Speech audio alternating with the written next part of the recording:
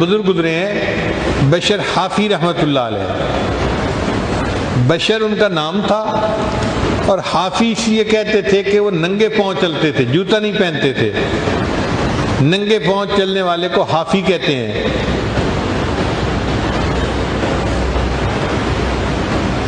قرآن مجید میں بھی یہ لفظ ہے حافین من حول العرش، کہ فرشتے جو ہیں وہ ننگے پاؤں اللہ کے عرش کا طواف کرتے ہیں۔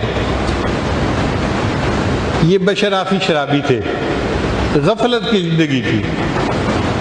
اللہ کی شان دیکھیں، ایک دن نیند بے ہوشی کی عالم میں چلے ہوئے جا رہے تھے کہ انہوں نے زمین کے اوپر ایک کاغذ پڑا ہوا دیکھا، اٹھا کے دیکھا تو اس کے اوپر اللہ کا نام لکھا ہوا تھا۔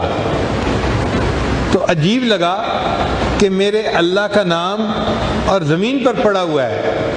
انہوں نے اس کاغذ کو صاف کیا اور ایک دیوار میں اونچی جگہ تھی، وہاں پر اس کو اوپر رکھ دیا۔ اللہ کو یہ عمل پسند آ گیا کہ میرے بندے نے میرے نام کا احترام کیا اور میرے نام کو نیچے سے اٹھا کر اوپر رکھا۔ یہ گھر واپس آئے، نشے میں تھے، وقت کے ایک ولی کو اللہ نے اعلان فرمایا جا کر بشر حافی کو بتا دو تم نے میرے نام کو فرش سے اٹھا کر دیوار تک جو ہے اونچا کر دیا، میں تمہارے نام کو فرش سے اٹھا کر عرش تک پہنچا دوں گا۔ یہ خوشخبری ملی اور دل کی حالت بدل گئی۔ اسی وقت شراب سے توبہ کر لی اور نیکی کے راستے پر آ گئے۔ پھر اس کے بعد اولیاء کی زندگی گزاری۔ عجیب بات تھی کہ یہ جوتا نہیں پہنتے تھے۔ کسی نے پوچھا کہ حضرت آپ جوتا کیوں نہیں پہنتے؟ فرمانے لگے جب میں نے توبہ کی تھی تو جوتا نہیں پہنا ہوا تھا،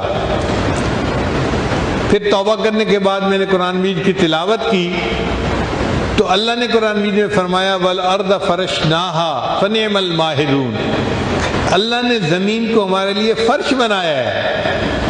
اب مالک الملک نے جس کو ہمارے لیے فرش بنایا، اس فرش کے اوپر جوتے سے چلتے ہوئے مجھے حیا آتی ہے، میں اس لیے جوتے نہیں پہنتا۔ تو ننگے پاؤں زندگی گزار دی۔